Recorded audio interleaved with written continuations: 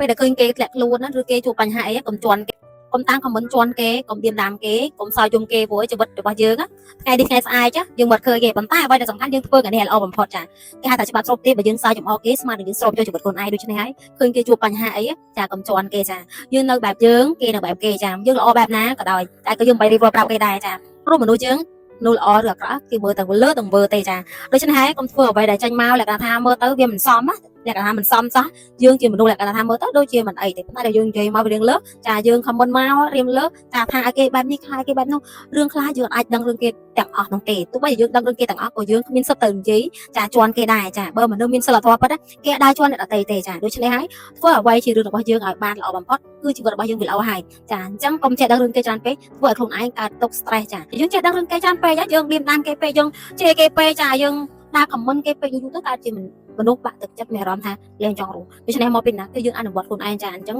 កុំចេះដឹងរឿងគេកុំជន់គេអញ្ចឹងបើតើបងប្អូនចង់ឲ្យខ្លួនឯងល្អធ្វើអ្វីដែលល្អថ្ងៃនេះបំផុត